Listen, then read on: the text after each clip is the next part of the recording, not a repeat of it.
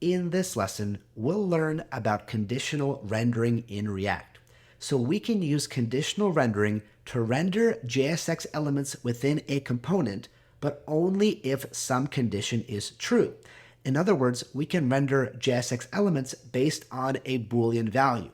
We can tell React if something is true, then render this bit of JSX, and if something is false, then do not render this bit of JSX. And that allows us, of course, to introduce a whole new ability to customize and dynamically alter how our components render their JSX to the screen. We can still keep the same render method, but customize what is returned as the final JSX return value.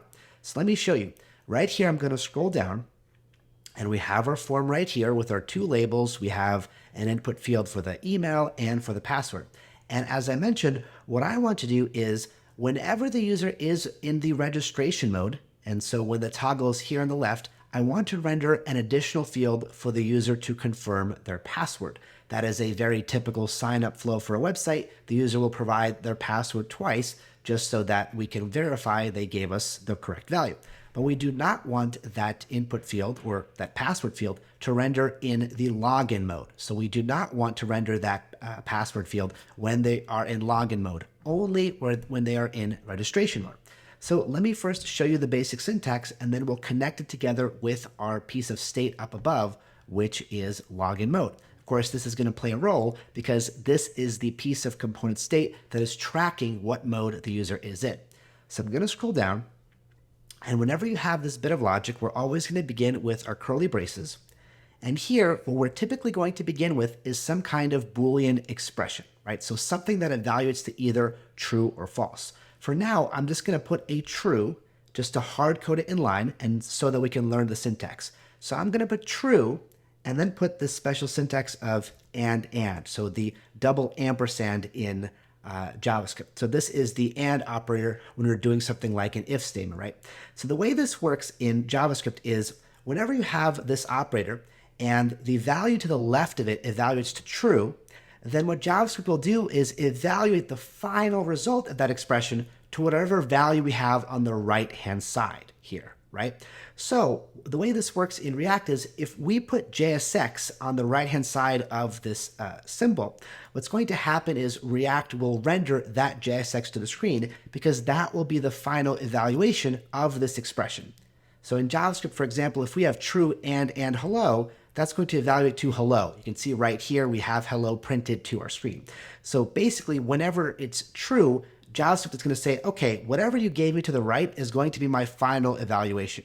Typically, you don't use this operator this way. Typically, you use it to evaluate to multiple Booleans in something like an if statement, but this is a valid use case of that symbol in JavaScript. And the same rules apply where on the right-hand side here, rather than simply having a string of hello, we can provide whatever JSX we want. So I'm going to begin by simply adding a label for that confirm password field. So right here, I'm going to do a label. I'm going to say confirm password. And before we forget, I'm going to add that HTML4 attribute, which we'll need later. That's the replacement for the for attribute in vanilla HTML. And I'm just going to say confirm password like so. Now, this is always going to render to the screen. You can see right here, confirm password is present because this is a hard-coded static value of true.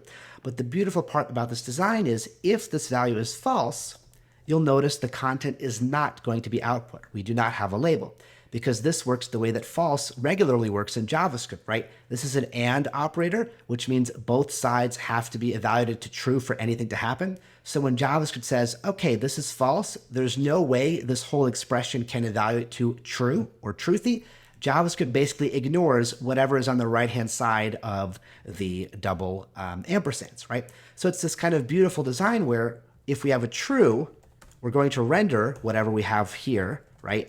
And if we have a false, we do not render whatever JSX we have on the other side, right? So obviously we have these hard-coded values of true and false, which aren't really helpful. But remember that we have a beautiful login mode property on our component state that is destructured right here. And remember that whenever that login mode state property changes, the component will re-render itself. So every time login mode changes, we're going to run through this JSX one more time, and eventually React is going to get to this section. So we can make this section dynamic, and instead of referencing simply true or false, which is going to be always the same, we can reference whatever is the dynamic value of the current login mode state property, right? So if login mode is set to true, right, then this will evaluate to the right-hand side, which will render the label. But if login mode is set to false, then this is going to not ever evaluate, which means it's not going to be returned as part of the JSX here, which means it's not going to be rendered on the screen. And every single time the user flips this toggle here, we're going to update the login mode piece of state, which will trigger this logic to run again and again and again as the user clicks, each time dynamically rendering the label or not. So let's take a look. Right here on the right-hand side, we are starting out in the registration mode, and that is because our login mode starts off as false. So right here, we evaluate to false, and we do not render the label.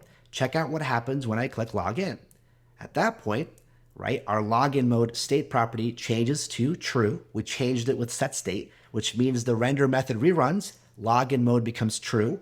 JavaScript says, okay, I'm going to evaluate what's on the right-hand side, and that is going to be the final evaluation of that expression.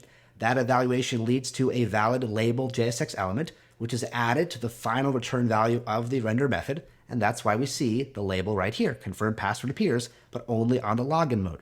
If we change our state back, you can see it disappears. React basically removes this entire thing from the DOM, and if we go back to login, it reappears again.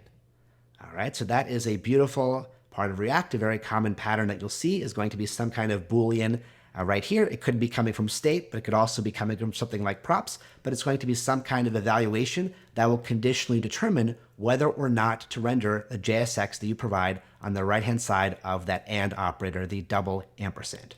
All right, that's all there's to cover in this lesson, so I will see you in the next one.